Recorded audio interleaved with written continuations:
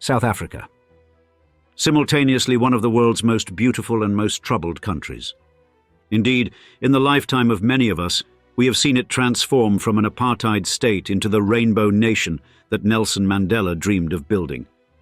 But while the world celebrated this remarkable transition to democracy in the early 1990s, three brothers from a dusty town in northern India saw something entirely different: an opportunity to gain power. Where others witnessed the birth of freedom, the Gupta brothers, Ajay, Atul and Rajesh, Tony, recognized a nation in flux, its institutions vulnerable and its newly empowered officials susceptible to influence. Through cultivating the favor of South Africa's political elite, particularly future President Jacob Zuma, this family would build a shadow empire so vast that it would drain billions from state coffers and eventually force them to flee to Dubai, leaving behind a wounded nation demanding answers. Thus, in today's episode of Old Money Luxury, join us as we unravel the audacious tale of how three ambitious brothers forever changed the course of South Africa's young democracy.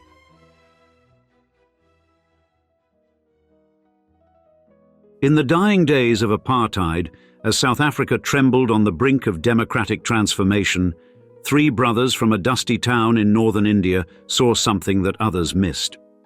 Where the world watched a nation wrestling with its demons, Ajay, Atul and Rajesh, Tony Gupta, perceived a web of opportunity waiting to be spun. The Gupta's origins were modest. A middle-class Indian family from Saharanpur, their surname derived from an ancient Sanskrit word meaning to protect. Their ancestral name echoed with historical resonance, sharing lineage with the mighty Gupta Empire that once dominated the subcontinent. Yet these modern Guptas harbored ruthless ambitions that would have impressed even their imperial namesakes. Before setting their sights on African shores, the brothers had already displayed a talent for operating in the shadows of legitimacy. Ajay, the eldest, cut his teeth in Delhi's grey markets, moving computers and spices across the porous Nepal-India border, a proving ground that would serve him well in the years to come. The invasion began quietly in 1993, when Atul Gupta landed in Johannesburg with little fanfare. Their father, Shiv Kumar Gupta, had dispatched his second son with a visionary's conviction that Africa would become the America of the world. In the chaos of a nation's rebirth, Atul found fertile ground for their ambitions. The myth speaks of Atul selling shoes from his car trunk, but reality proved far more calculated. With $350,000 in seed capital, he established Sahara Computers that same year, christening it with dual meaning, a nod to both their hometown and the vast desert that symbolized their new hunting ground. Their timing was impeccable. As Nelson Mandela assumed the presidency in 1994, South Africa was throwing open its doors, desperate for investment and unencumbered by the bureaucratic restraints that had stifled the brothers in India. From a rented house in Johannesburg, Atul began assembling and selling computers, laying the foundation stone of what would become an empire. The growth was meteoric. While Ajay managed their Indian interests and Rajesh completed his education, Atul worked tirelessly to expand their foothold. By 1999, Sahara Computers' annual turnover had reached $9 million. Thus, with calculated precision, Atul began maneuvering into new territories, each venture another piece in an intricate power play. You see, the Guptas weren't building a business empire. They were constructing a shadow state, with tendrils reaching into South Africa's most valuable sectors, particularly the nation's mineral wealth. They cultivated an intricate web of relationships with government officials, having recognized that in post-apartheid South Africa, true power flowed not from market share, but from ministerial corridors. And as their influence grew, so did their appetite for grandeur. The Guptas acquired a sprawling estate in Saxonwold, Johannesburg's elite enclave, a compound that would later become notorious as their personal court, where the fate of Africa's wealthiest nation would be decided over elaborate dinners and whispered conversations. Ajay Gupta, sensing the approaching opportunities, abandoned his Indian operations and relocated permanently to South Africa. The brothers were preparing for what would become their masterpiece of political engineering. You see, in 2003, there came the meeting that would change everything. A rising star in the African National Congress named Jacob Zuma arrived at their compound, and what appeared to be a chance encounter was, in truth, the opening move in a game that would shake South Africa to its foundations.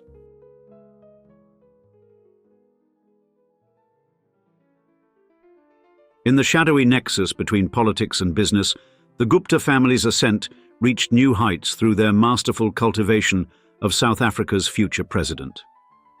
Their 2003 encounter with Jacob Zuma at Sahara Estate appeared, on the surface, to be merely another gathering of the political elite at a wealthy family's compound.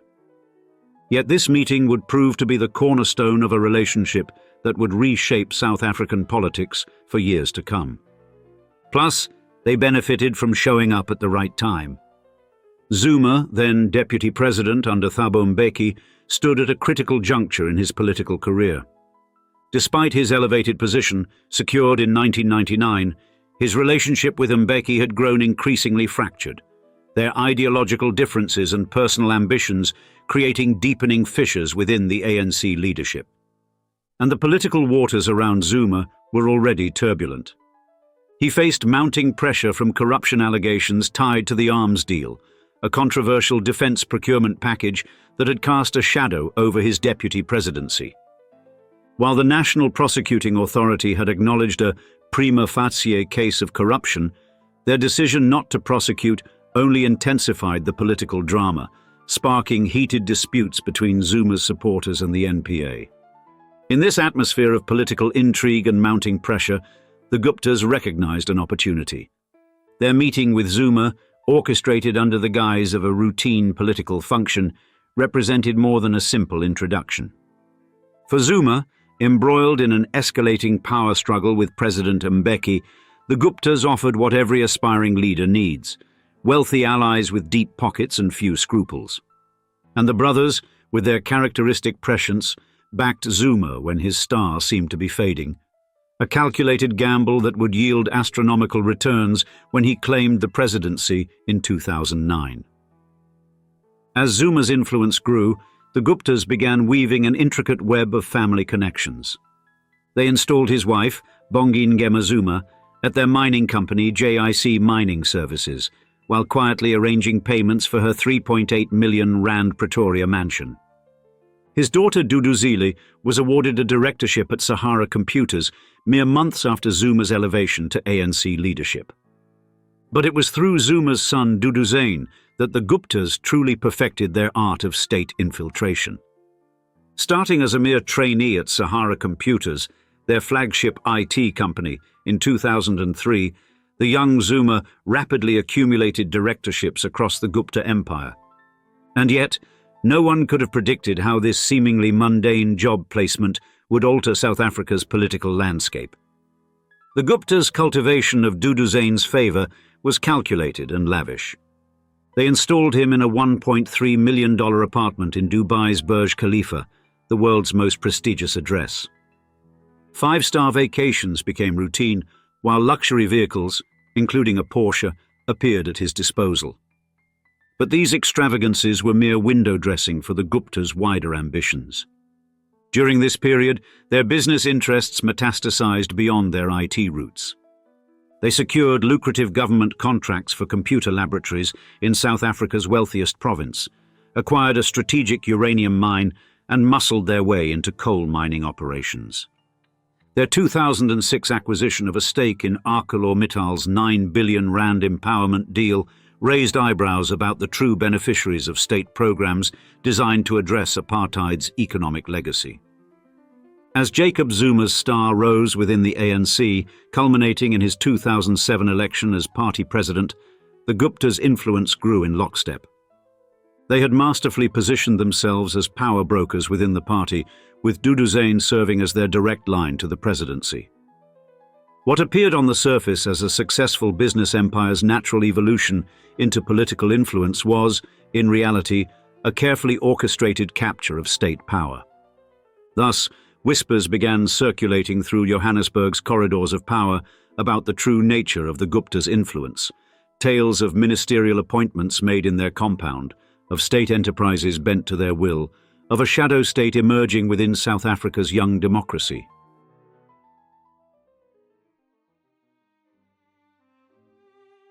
As the walls began to close in on the Gupta family's vast network of influence and corruption, a series of events unfolded that would ultimately lead to their downfall and flight from South Africa.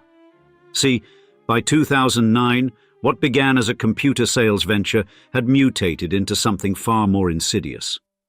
The Gupta family's influence had metastasized throughout South Africa's governmental infrastructure with such precision that a new term entered the national lexicon: state capture.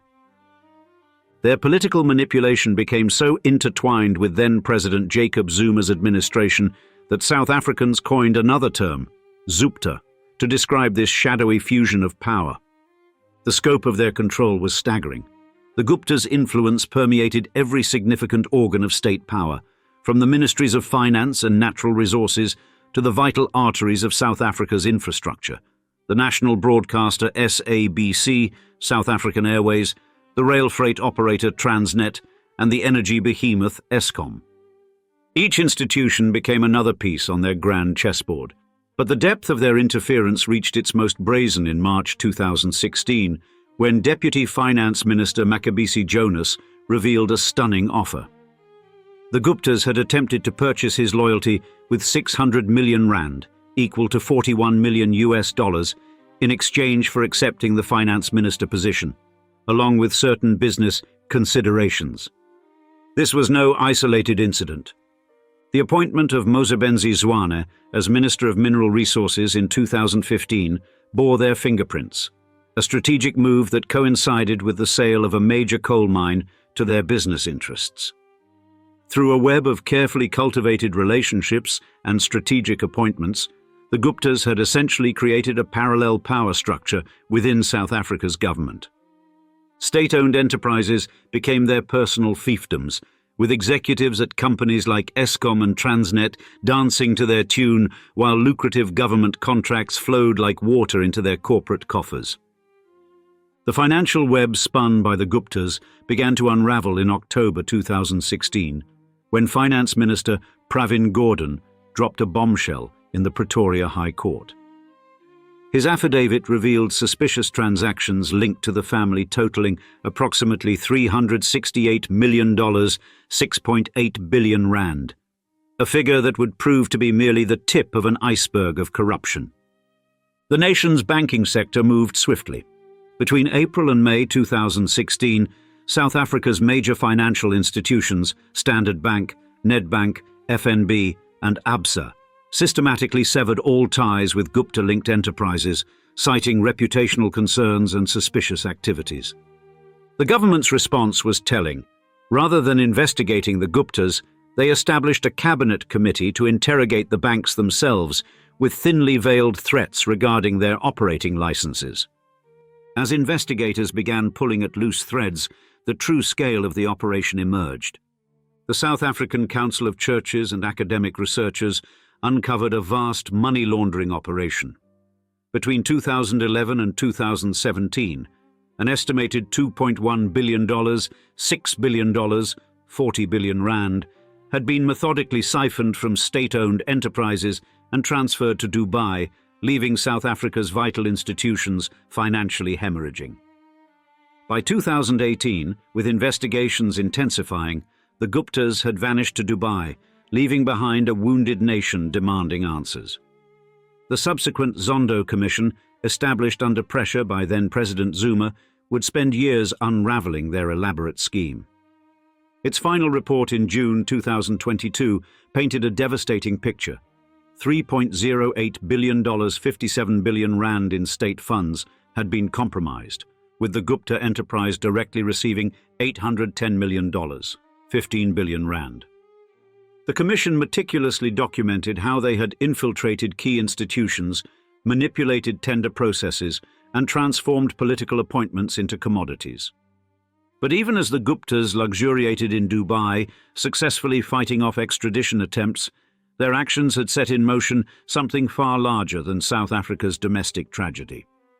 Global financial institutions, from London to Singapore, began scrutinizing their exposure to similar schemes, while international law enforcement agencies started connecting dots between various corporate capture operations worldwide. The Gupta saga had inadvertently exposed the soft underbelly of modern democracy, how three brothers from Saharanpur had written a playbook for state capture that would send shockwaves through the corridors of power across 4 continents.